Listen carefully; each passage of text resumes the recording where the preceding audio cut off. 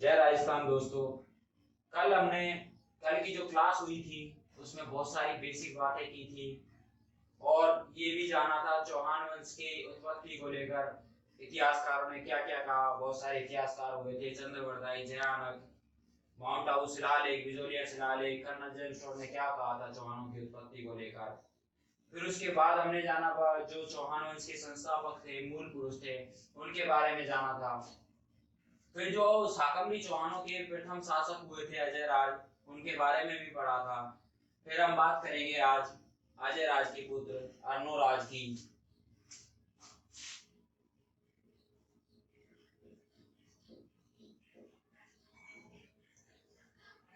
अर्नोराज का भाइयों दूसरा नाम है आनाजी। नाम है अर्नोराज। शासनकाल था 1133 से लेकर 1155। भाइयों बात है 1137 की। 1137 में अर्नोराज ने तुर्कों की सेना से एक भयंकर युद्ध किया। उस युद्ध में बहुत नरसंहार हुआ था। नरसंहार से अजमेर की धरती लहूलुहान हो गई थी। उस लहूलुहान धरती को साफ करने के लिए इन्होंने एक झील का निर्माण करवाया था। झील का नाम है आना सागर झील। झील का निर्माण करवा दिया, आना सागर झील। युद्ध किया था तुर्कों की सेना से। आना सागर झील का निर्माण करवाया था तो इन्होंने लूनी, बांडी, चंद्रा नदी के पानी को रोक कर करवाया था। आना सागर झील के निर्माण के साथ साथ इन्होंने पुष्कर में आदि 12 मंदिर का निर्माण करवाया था।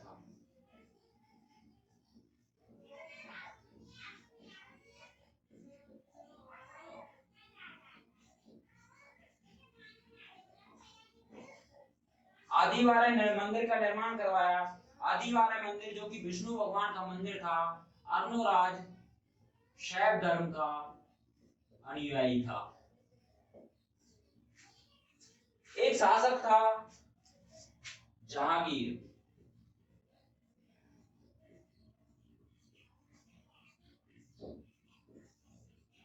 बात कर रहे हैं भाई जहांगीर की। जहांगीर ने इस आदि 12 मंदिर को नष्ट करवा दिया, तोड़वा दिया।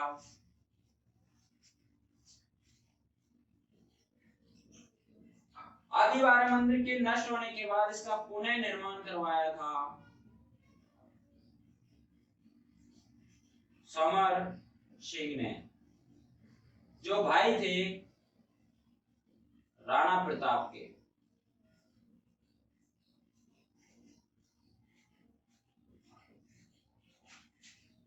जहांगीर ने जो आना सागर झील थी भाई, वो नाग पहाड़ और तारागढ़ के मध्य में स्थित थी, बीच में थी। जहांगीर ने यहां पर दौलत बाग बनवाया। इस दौलत बाग में भाइयों असमत बेगम ने सर्वप्रथम गुलाब से इत्र बनाया था। असमत बेगम नूरजहां की मां थी। दौलत बाग में असमत बेगम ने गुलाब से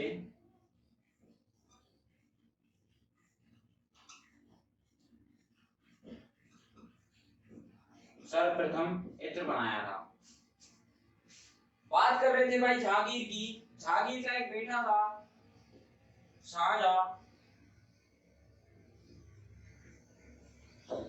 शाहजहां ने भाइयों आना सागर झील के किनारे 5 बारादरी का निर्माण करवाया था।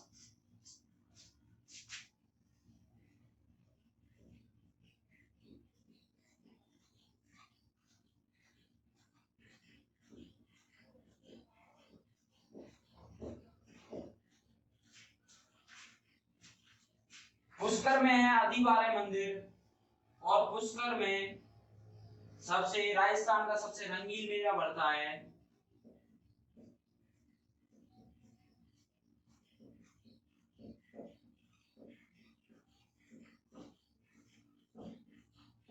पुष्कर मेला जो कि कार्तिक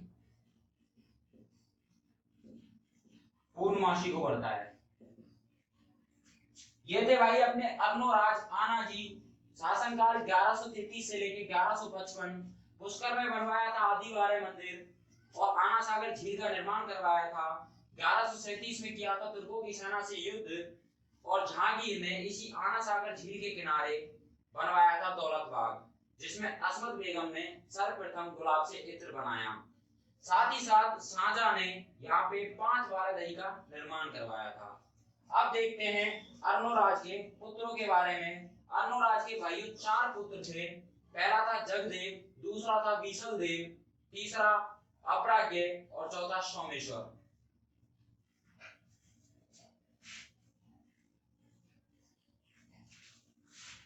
जो जगदेव था भाइयों, उसने अपने पिता की हत्या कर दी, इसीलिए जगदेव को चौहानों का पितृहंता कहते हैं। पहला पुत्र जगदेव,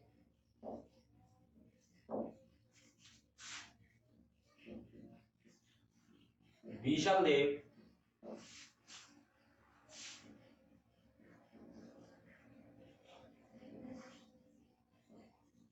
अपराज्ञ, सोमेश्वर। जगदेव ने की अपने पिता अर्णोराज की हत्या और बन गया खुद शासक। शासनकाल था 1155 से लेकर 1158। जगदेव ने 1155 से लेकर 1158 तक किया था शासन, और चौहानों का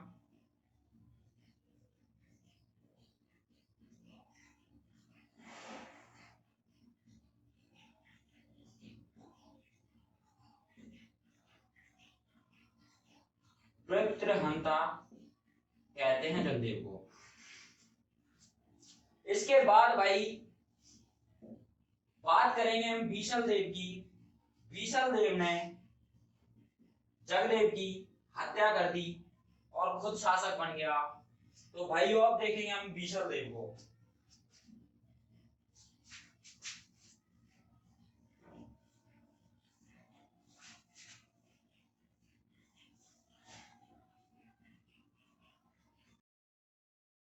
करते हैं भाई विशल देव की।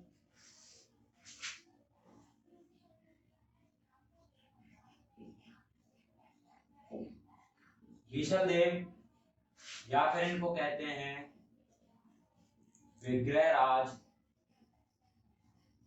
चतुर्थ। बात है भाई 1158 की।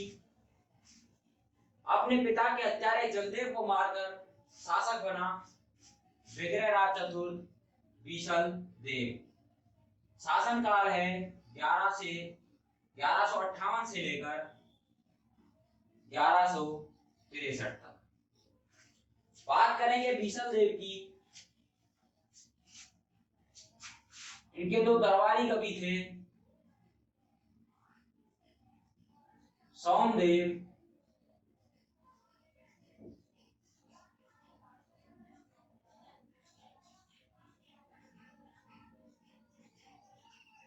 दूसरा नरपति नालय। सोमदेव ने भाई विशल देव के लिए एक ग्रंथ लिखा था, ललित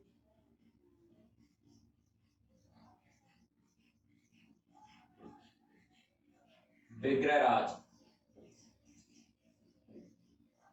और नरपति नालय ने विशल देव रासो। अब बात करते हैं भाई इन दोनों ग्रंथों की। जो सोमदेव द्वारा लिखित ग्रंथ था ललित विग्रह राज, इसमें बीसल देव की प्रथम पत्नी देवल देवी का वर्णन था, और नरपति द्वारा लिखे हुए बीसल देव रासों में इनकी दूसरी पत्नी राजमती का वर्णन था।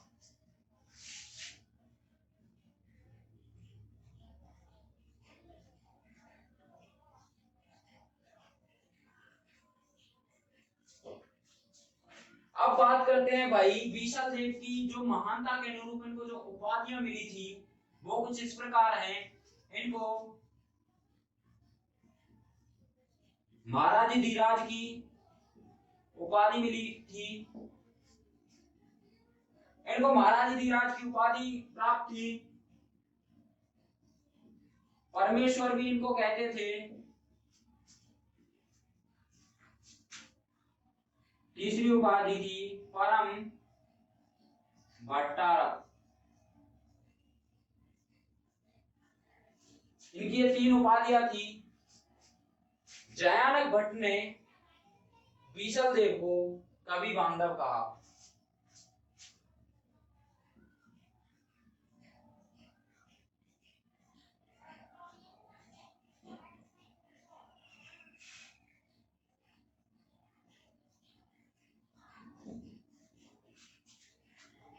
बात करते हैं भाई अब 1158 की।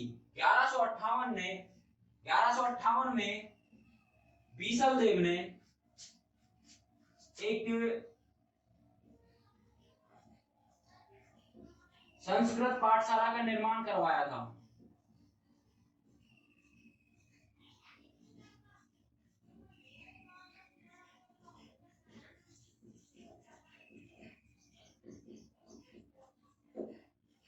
बात है भाई 1158 की, निर्माण करवा दिया संस्कृत पाठशाला का, जो राज्य की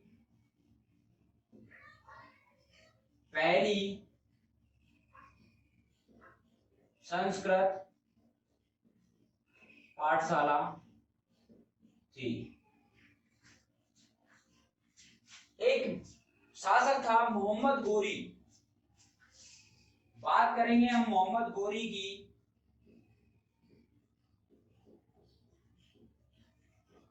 मोहम्मद गोरी का एक गुलाम सेनापति था, नाम था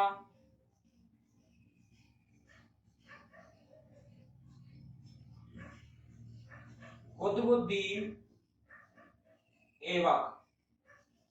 इस कुतुबुद्दीन ऐबक ने 1194 में इस संस्कृत पाठशाला को तोड़वाकर यहाँ पर एक मस्जिद का निर्माण करवाया।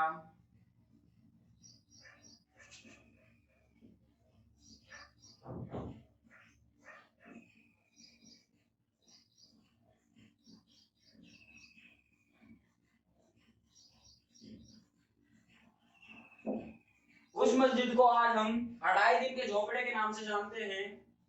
उसको हम 16 खंभों का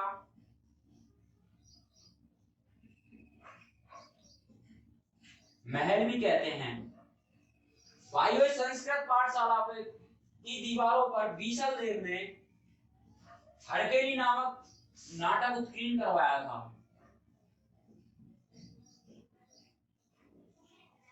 इस हरकेली नाटक में भगवान शिव और अर्जुन की कथा है जो चित्रित की हुई है इनकी दीवारों पर। 1194 में कुतुबुद्दीन ऐबक द्वारा इस संस्कृत पाठशाला को नष्ट करवाया गया और यहाँ पर एक मस्जिद का निर्माण करवाया गया, जो राज्य की पहली मस्जिद बनी।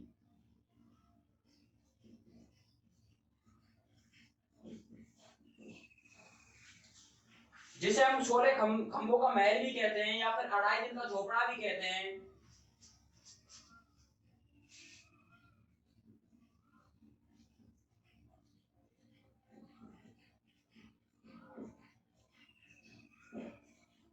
अढ़ाई दिन के झोपड़े को नाम को लेकर दो व्यक्ति थे। पहला था जॉन मार्शल, दूसरा था पसी ब्राउन।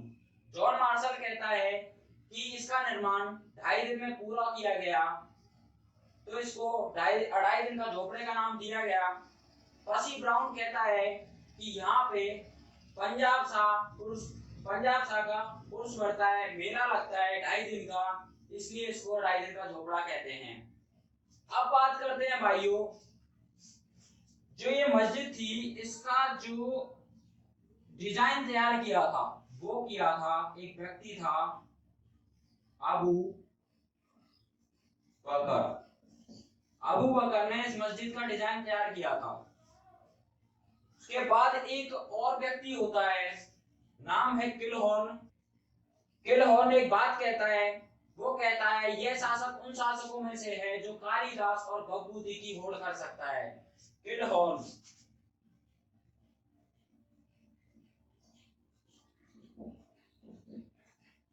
किलहॉर्न ने बीशल देव के लिए कहा, यह है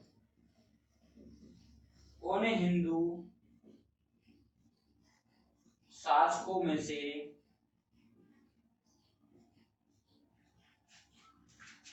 है जो कालिदास और भवभूति की होड़ कर सकता है। बीसल देव ने अजमेर में बीसलसर झील का निर्माण करवाया।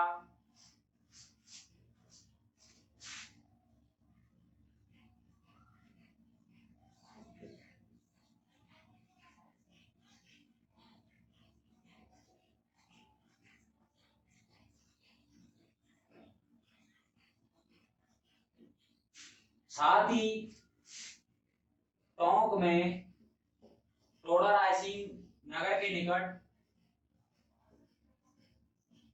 बीसलसर बांध का निर्माण करवाया।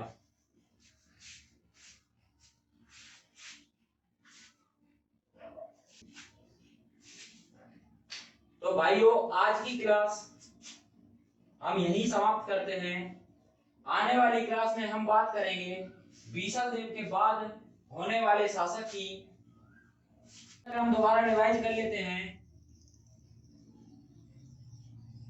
अच्छा समझ में आएगा।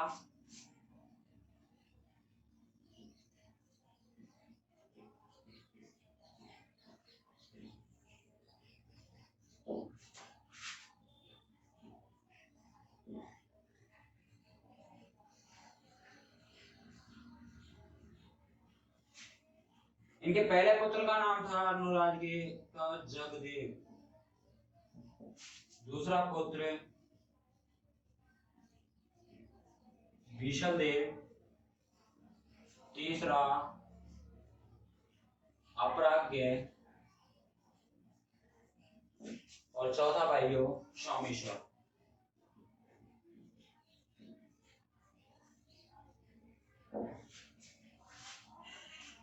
बात करते हैं भाई जगदेव की। 1155 में जगदेव ने अर्णोराज की हत्या करके खुद शासक बना और चौहानों का पितृंता कहते हैं हम इसे।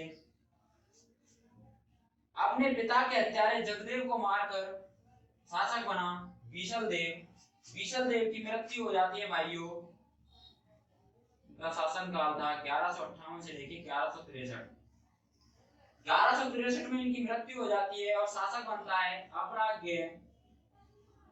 1163 से 64 तक इनका शासन काल है। उसके बाद जगदेव का एक पुत्र हुआ था पृथ्वीराज सेकंड। पृथ्वीराज सेकंड ने अपरागी की हत्या कर दी और शासक बन गया। इसने शासन किया था 64 से लेके 69 तक। फिर उसके बाद पृथ्वीराज सेकंड की हत्या सोमेश्वर कर देता है और खुद शासक बन जाता है। सोमेश्वर का शासन काल है 69 से लेके 77 तक। इन्होंने भाइयों ऐसे कोई काम नहीं किए जो मैं आपको बताऊं। इन्होंने शासन किया और चले गए। फिर उसके बाद हम राजा बनता है सोमेश्वर का पुत्र पृथ्वीराज तृतीय।